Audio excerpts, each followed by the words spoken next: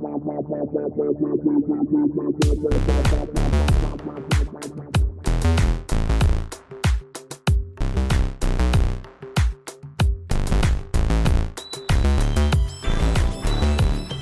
to you from the dining room table at East Barbary Lane, welcome to another special episode of Full Circle, the podcast.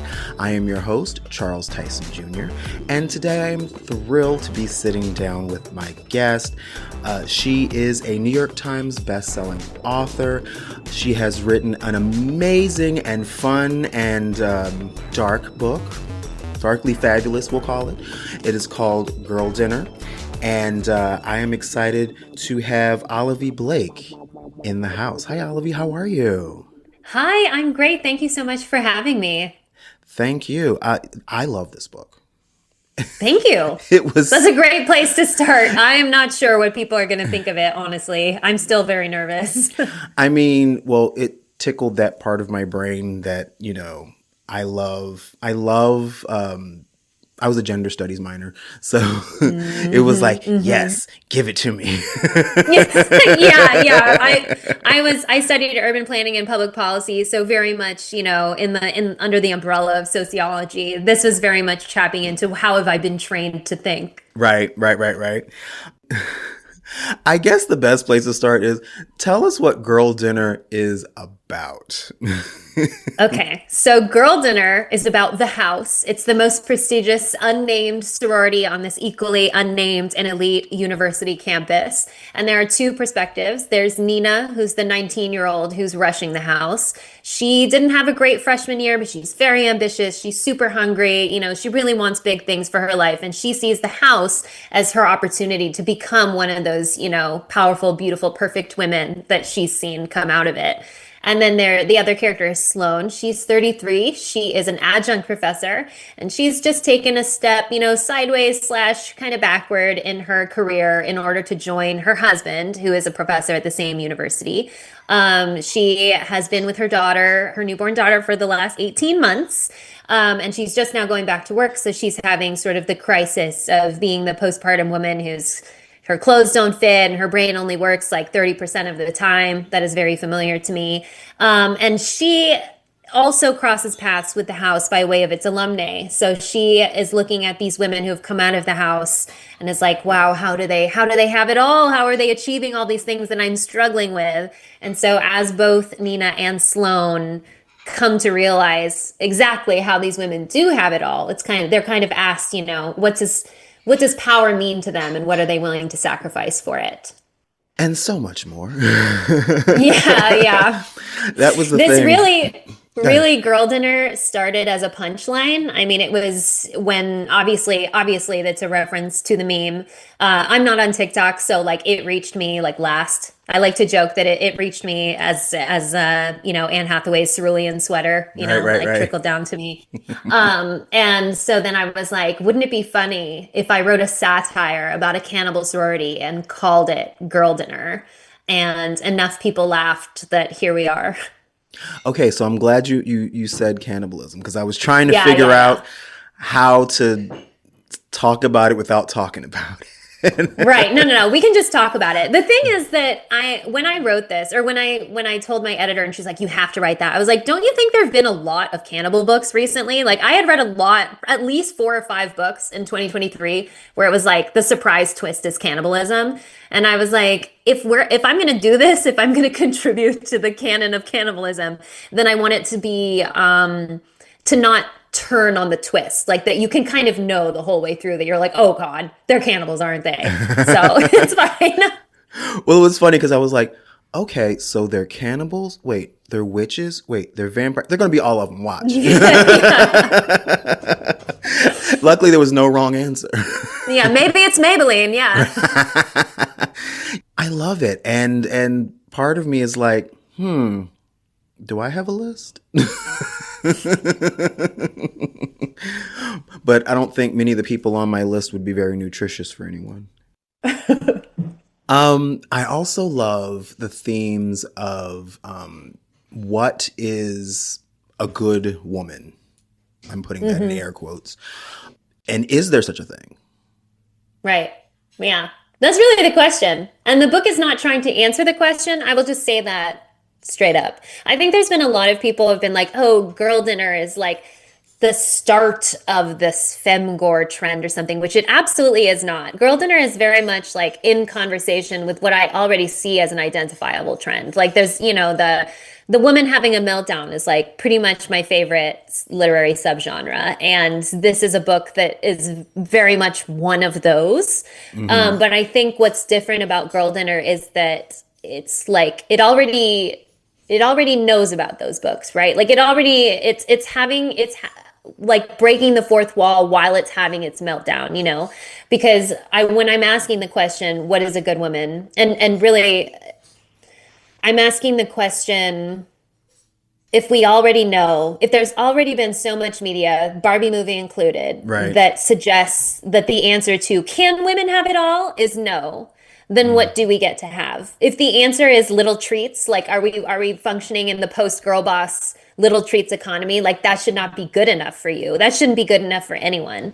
And so I think part of the question of what are you willing to do to be a good woman, and in what ways can you have blind spots? In what ways can your understanding of your own suffering or victimhood be, myopic? I think it's this.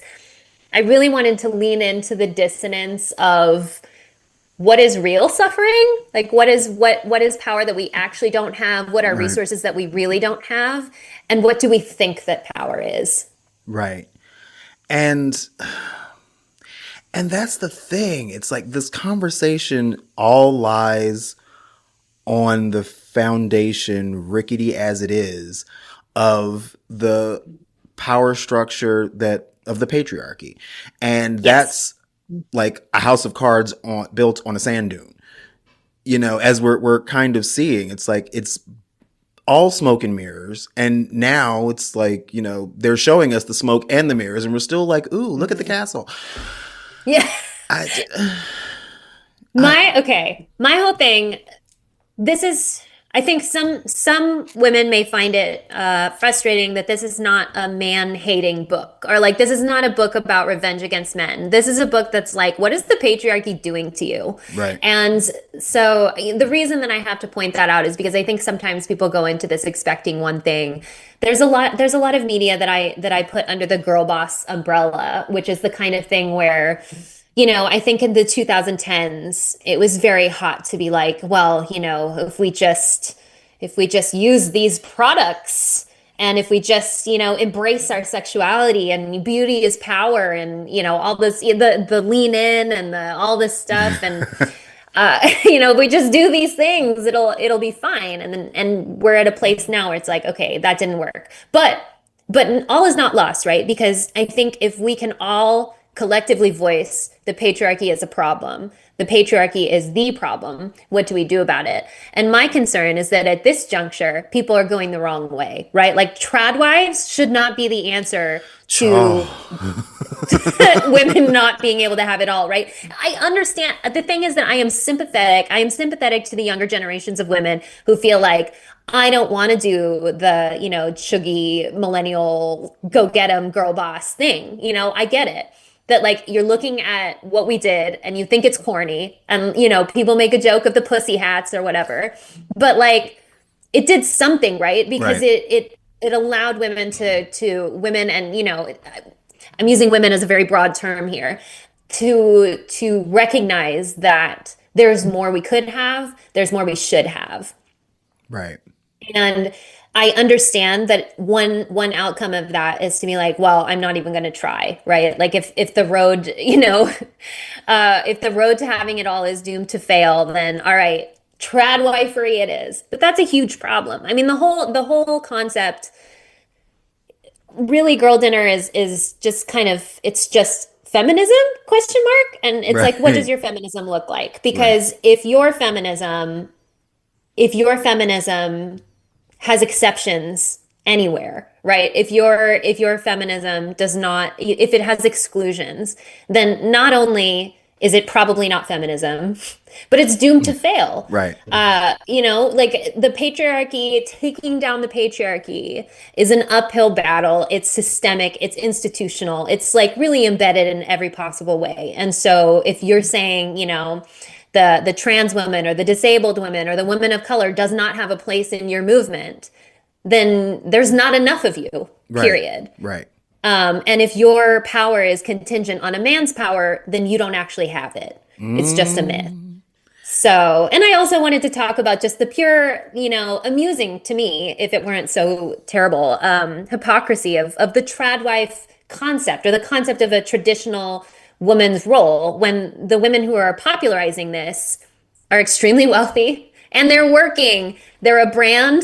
They create content. They are not traditional women, and they were given those resources by the feminists that came before them. I bet that credit card is in your own name, sis. Yeah.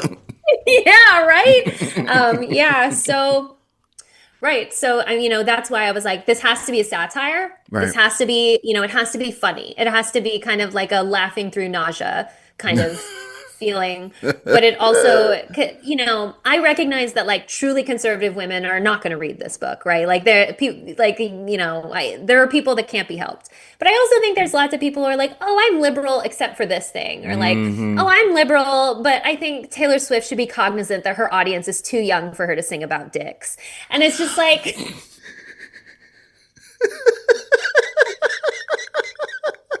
it's like, can a woman make art she wants to or not? This is a totally minor example. It's just that this week alone, 5 different women have said that to me. Like, is this some sort of talking point online? I don't know. But, I think it's this weird, like, I guess I'm asking the question, what are you policing and why? Right. We live in a post-WAP era, so that very argument is just... Has everyone forgotten that? I'm worried people have forgotten. That's like, that was like a praiseworthy moment for me. It's like, these women are talking about men the way men have been talking about women in the same genre all this time, but they're in charge and they're getting paid. Do that shit. Take off more. I don't give a shit. Yeah. And this is what I mean also about like being in conversation with all of this. Someone asked me recently, like, what singular event radicalized me, right? And that's, there's nothing, but I'm a woman who grew up in the aughts. I grew up in the 2000s. So I was there, when Britney Spears shaved her head and Lindsay Lohan did whatever Lindsay Lohan did. And like the whole thing was to be as skinny as possible. Whatever thing, all the things, all the Lindsay Lohan things. And, and when everyone was just so cruel to like Jessica Simpson, I don't even know. And what I internalized from all of that, and being biracial and not seeing anyone who looked like me and all of this, is just like this feeling like I've got to be a guy's girl. I've got to be a cool girl. I've got to be not like other girls. That's where I started from, right? And so to be where I am now, I owe all of that to the many different feminist movements that happened along the way. The Me Too movement, for example. The Pussy Hats, the fact that I understand, like I said, why people kind of look at the things that we did, the like hope core of the Obama era, and see that as being, mainly virtue signaling or whatever. But it was not for naught, like it wasn't for nothing. Because if I can sit here and say that it's actually not acceptable to laugh at jokes that objectify me, or jokes that are racist, or it's not okay, that there are things that like that I'm allowed to identify as not acceptable. I think that speaks to how far we've come socially, not just as I have matured as an individual. Like this is something that like the world has taught me. This is an attitude I can take. So, while I approach many things with cynicism in this book, I think there's a lot of value to asking, what can we do from here? Where can we go from here that allows more of us, most of us, to have the power that we want. Right.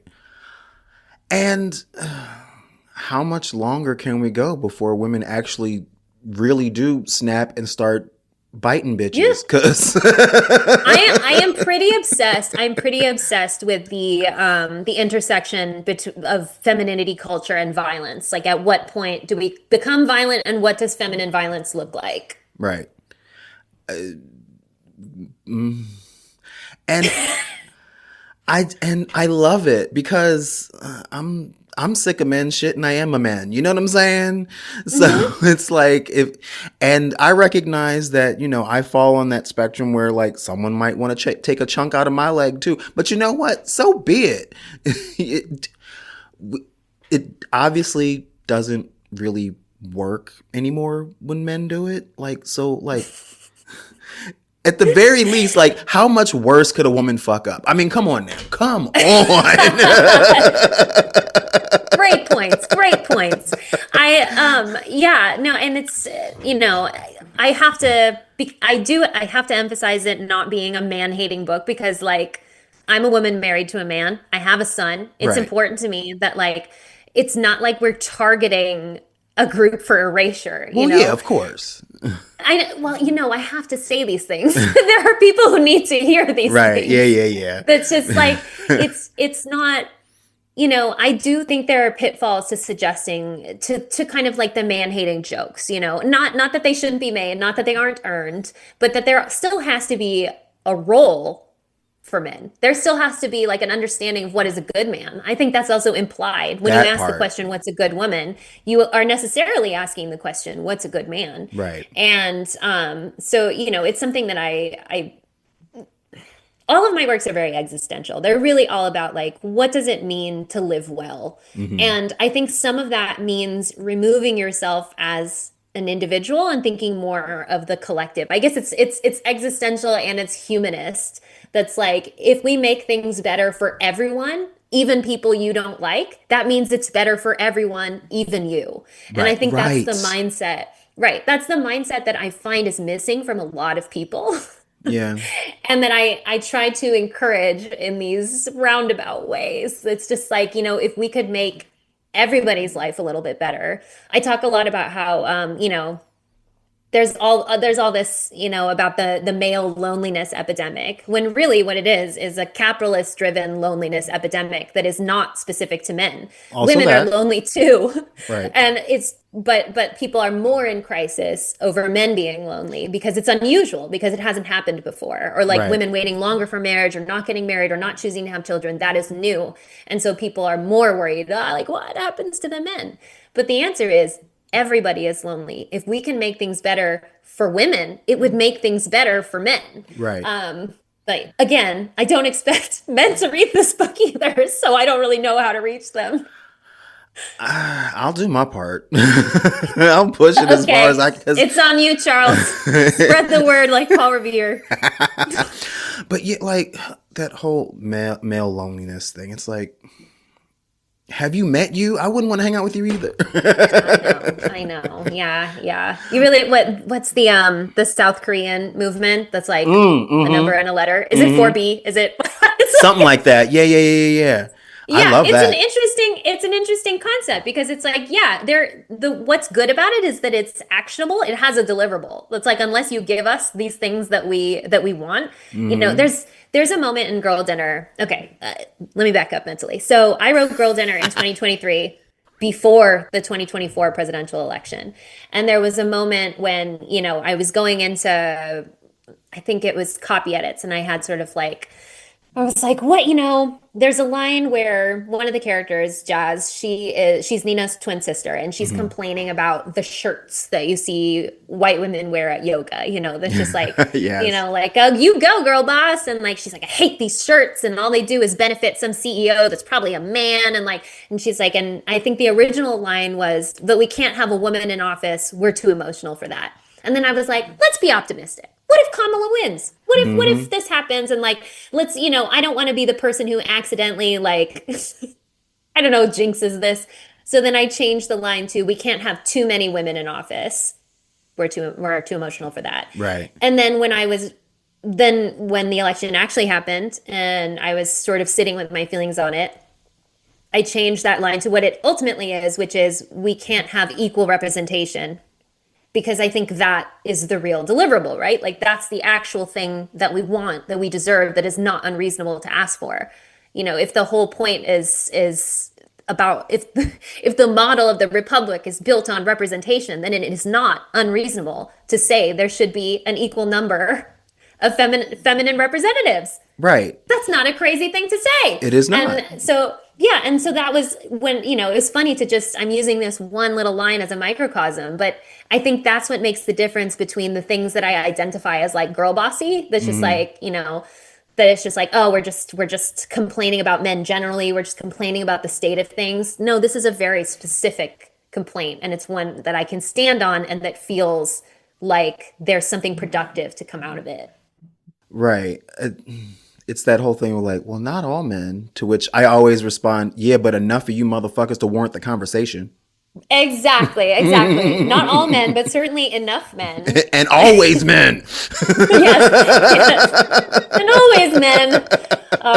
Yeah. Someone else was saying something. One of the books that like the main book that I talk about in the acknowledgments, because in the acknowledgments I'm like, this is not an educational text, okay? Like this is not this is a feminist.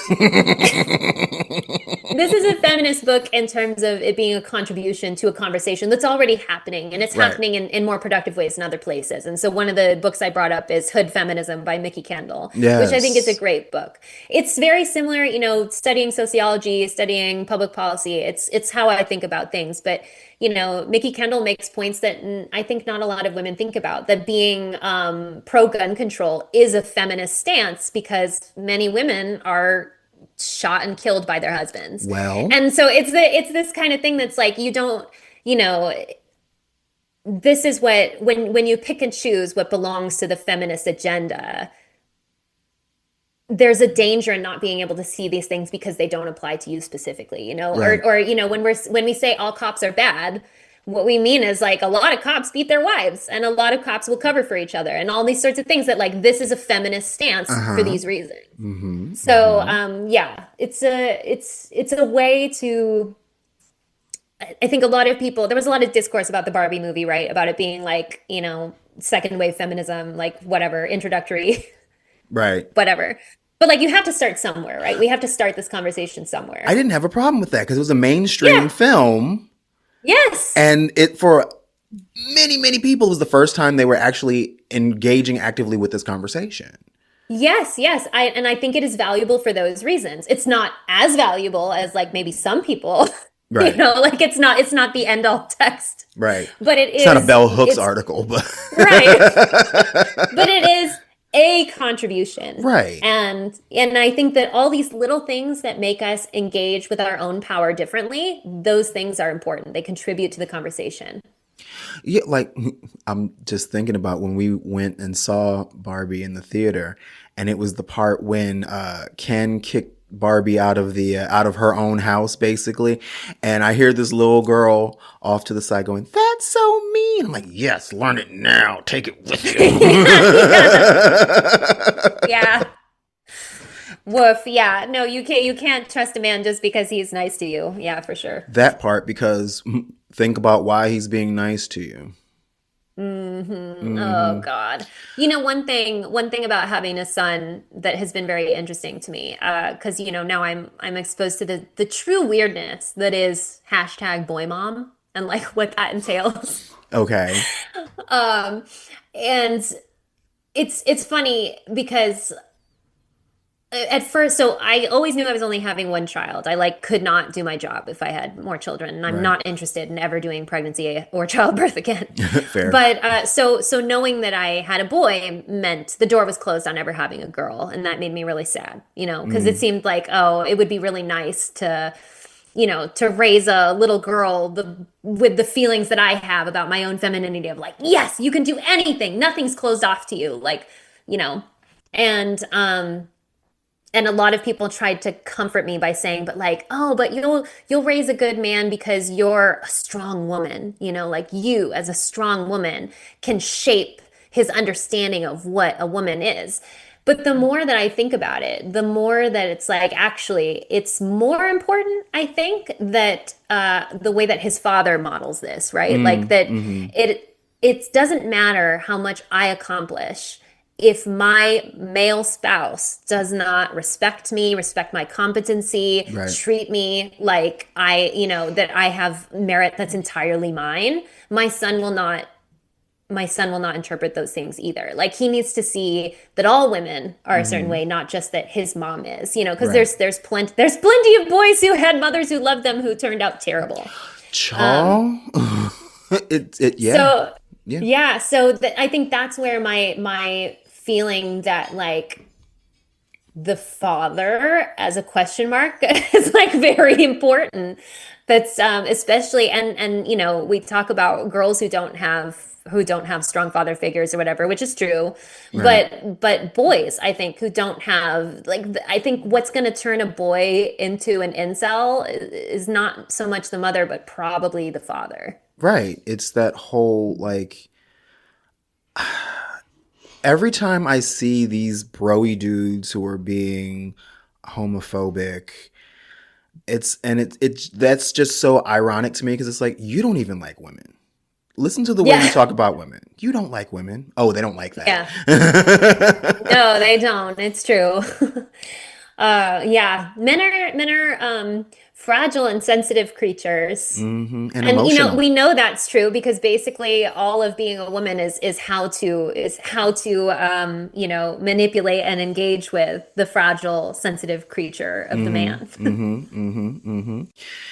And I think about this whole thing about equality, and I constantly say it. When we're talking about civil rights and protests, it's like the consensus to me seems to be we want equality, we want equal rights, we don't want to be inconvenienced in any way. Right. And I notice that, and this is women, people of color. Equality does not mean you just having the freedom to be just like the shittiest white man you know. Hmm. Need a little bit more. Yeah. And a lot of times I feel like we get, once we get into a position where we can treat people the way the shittiest white man they know can do it, that's done. We hit it. And that's kind of how we got here. You know what I'm saying? It's Yes, yes, it is.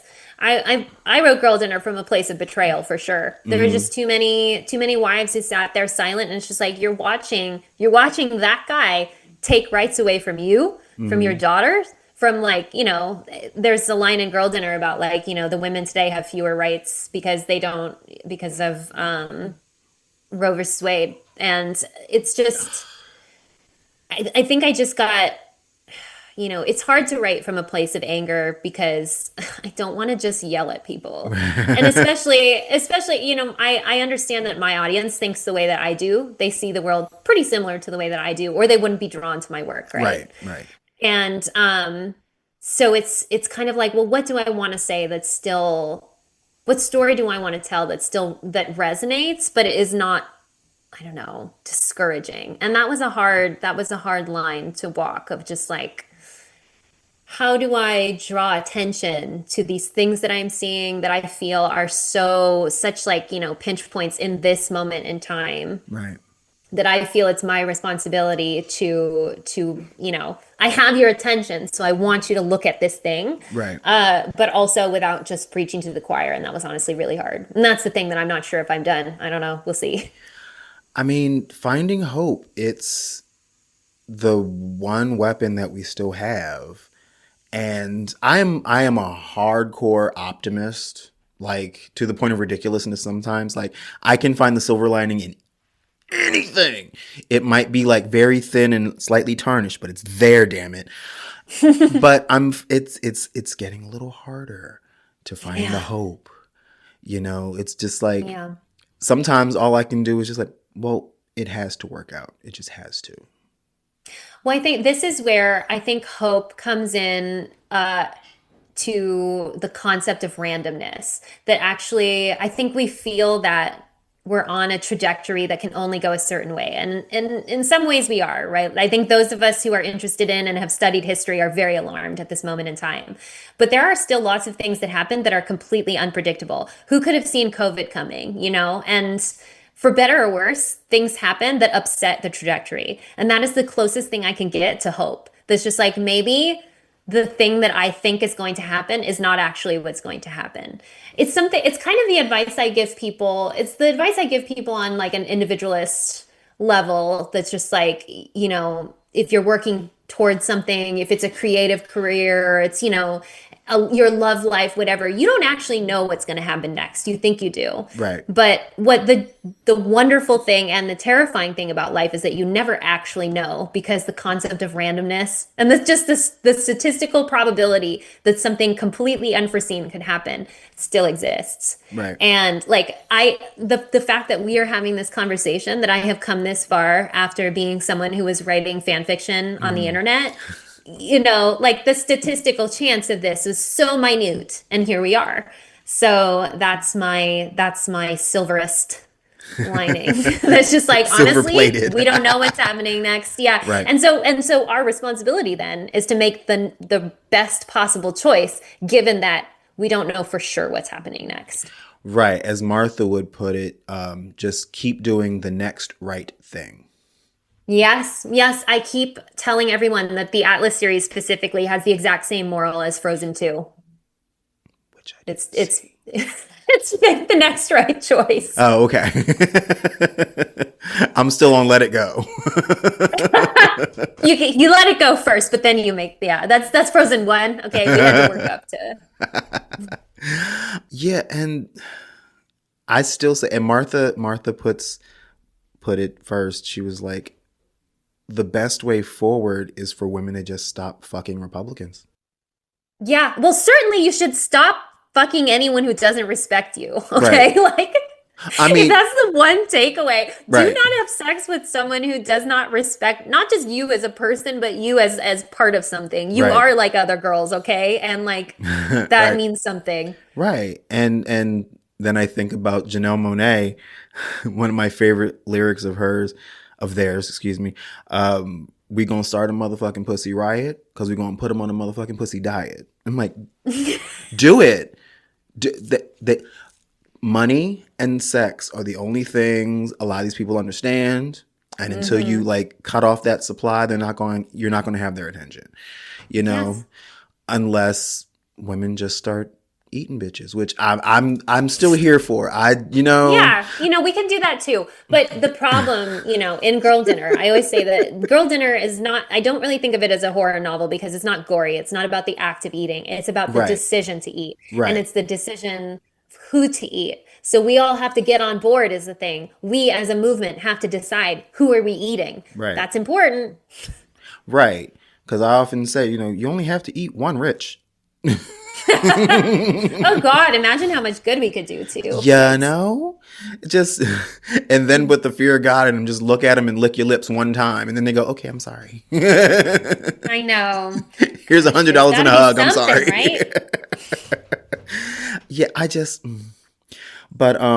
yes, getting back into the book, I appreciated, besides the immediate themes, I appreciated how queer the book is. I appreciated how beige the book is, for lack of a better term.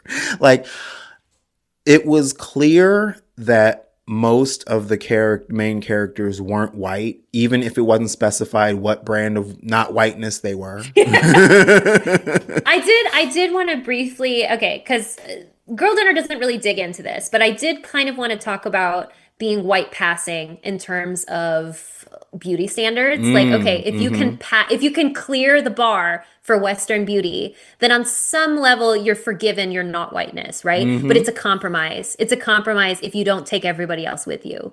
I think when you talk about, can beauty be power or can sexuality be power? The answer is absolutely no, right? Like there's no way to actually turn that into something. Beauty is not going to get you equal representation. So so I think the question then, I didn't really get into it for Girl Dinner. The next book that comes out next year, Dreamland, is about a white passing Filipina girl and kind of the ways that she uses her perceived whiteness Mm-hmm. as power, quote unquote. Mm-hmm.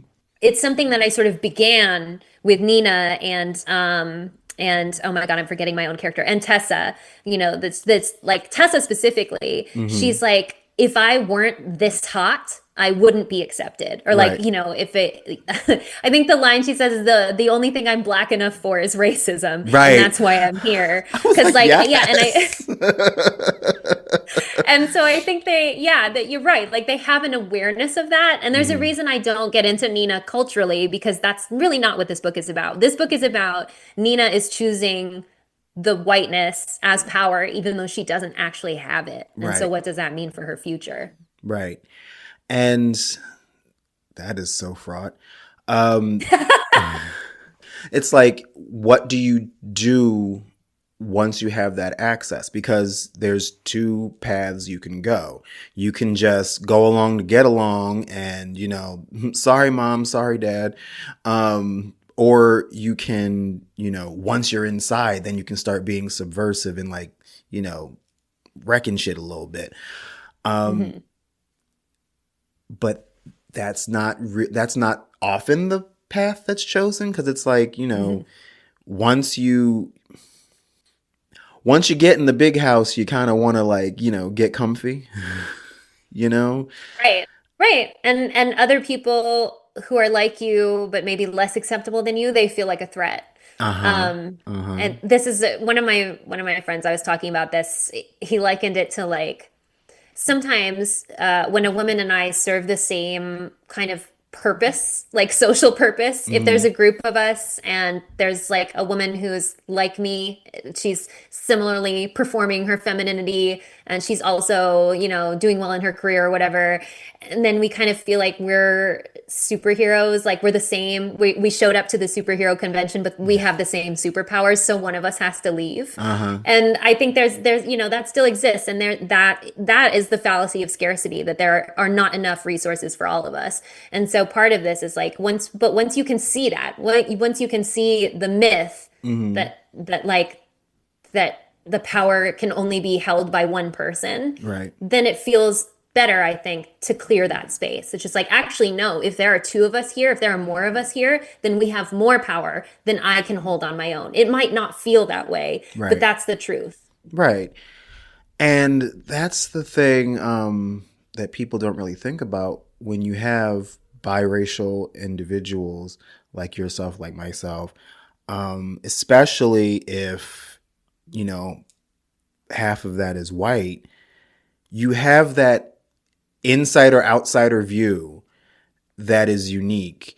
Like, the language, the code, and Hmm. you can speak it and it gets spoken to you. So you have access because like I'm sure you experienced this. Like I'm not white passing, but people often don't think that I'm black. So the things that get said to me, Yes. Yeah. And to some degree, you never know how much you're getting away with it either. The thing for mm, me is I went to a predominantly white high school. hmm And so Nina even says it in the book that like there are certain moments when I could forget that I'm not white, right? Like because I like the same white things as my white friends and right, we think all these things. And then suddenly someone says something about me being Asian or me being whatever and it's like, right, "Oh, my camouflage wasn't as good as I thought." Or like right, I thought that I had disappeared into this whiteness and I didn't. And kind of the feeling that like yeah, I'm not white passing to the extent that anyone would mistake me for completely white, right. but white passing enough that people don't see me as too foreign. And so I think there's this constant striving You're a to good one. stay on the yeah, to stay on the safe side, Right, to stay on to be all sorts of things that are respectable. It's respectability politics. yep, And I wanted, this was one of those things where like I wanted to engage with it, but I couldn't get into it. It was more right, like I could just like identify these things that look at these girls and how they could provide different resources to each other, and will they choose to? Right. That's kind of a question. Right. So in the world of, oh, okay, well, first of all, do you see Girl Dinner as like that whole world? Do you see this story as being done, or do you have plans for more? The thing is that I think you really have to end on the note of not really knowing what happens next. Right. Like it's a Schrodinger's cat situation that you can't know what happens next because Right. that changes how you feel about the ending. So it has to end here. But it's really funny that some people have been pitching me with like sequel ideas, and I'm like, yeah. Well, that's the thing. It's like, I don't even know if I would want a sequel, but I am curious to know what you think is next for some of these girls. Of course, you can't really answer that without saying how it ends. So. Yeah. It's a bit spoilery. But it also, I think that stasis is important because it's kind of like the feeling when I was doing copy edits, not sure who was going to win the election. Because on the Right. one hand, it was like, if Kamala won that election, were we done? Had we done the work? Did we need this book? Right. Because like, if we can elect a Black and Indian biracial woman to the highest office, did we do it? Well, And yeah, because so I think, Obama ended racism, so right, yeah. Kamala But would have ended misogyny. yeah. So ultimately, I think that feeling of like, there is an optimistic view of this, there's a cynical view of this. I think it is my place to get out of the way and let you answer that for yourself. And so yeah, but I like open-ended things, honestly. I don't like epilogues. I don't like people to tell me what the ending is because I want the space to like come up with it myself as a reader. Right. So yeah, I don't think I'm ever going to give that feeling of complete satisfaction. I've basically like pitched it at you and see where you take it from there. Fair enough. Fair enough. The book is Girl Dinner. I highly recommend that everyone within the sound of our voice gets their own copy and reads it and come to your own conclusions. So Olivie, what is where is your favorite place to point people to get their own copy of the book? Well, always your local indie is the best possible place. But if you want to get a book that is personalized and signed by me, you can order through Village Well Books and Coffee. There's links on my website, olivieblake.com. That is an option. But definitely go over to your local indie, and it's great for all of us. We all win. Fabulous. And if we wanted to learn more about you, you mentioned your website. Where else could we go to follow you? In my dreams, I get to flee the internet, but you can find me on Instagram as Olivie Blake, on Tumblr as Olivie Blake. That's actually the best place to find me. I still like Tumblr a lot. Okay, Tumblr. Yeah, okay, Tumblr. I'm on Blue Sky. I have an account on Twitter, but I don't use it. And really, if you want to hear from me, but like not too much, just like a casual friendship, then you can subscribe for my newsletter on my website. Oh, I'm also on YouTube. I have a YouTube channel. Olivie Blake is not writing. So if you ever have any questions about anything, life, relationships, writing, you can ask me there. Okay. And I will put all of that information in the notes of this episode. And I feel you on wanting to flee social media. Oh, yeah. Like, I just wrote out the timeline the other day. It was like 2007. If I didn't have this dance company to promote, I would get rid of all my social media. Then cut to 2015. If I didn't have this bar to promote, I would get rid of all my social media. Then cut to 2022. If I didn't have this podcast to promote, I would get rid of my social. I hear you. It's a sewer. Yeah, it really is. It is garbage. And, as each platform gets like monopolized by someone, like I don't enjoy being in the Zuckerverse, okay? And he punishes you if you don't buy into the entire Zuckerverse. So like I have a feeling I'm going to get pushed out, and I'm like okay with that. I will let the door hit me on the way out. I know that's right. Olivie Blake, it has been a pleasure. And I have a feeling this is not going to be the last time that we sit and chat. Ah, wonderful. I look forward to the next time. And thank you so much for having me. It was wonderful to be here. Thank you so much. And you have a fabulous day. You too. Bye now. Full Circle is a Never Skirred Productions podcast, hosted by Charles Tyson Jr. and Martha Madrigal. produced and edited by Never Scurred. Executive produced by Charles Tyson Jr. and Martha Madrigal. Our theme and music is by the Jingleberries. All names, pictures, music, audio, and video clips are registered trademarks and/or copyrights of their respective copyright holders.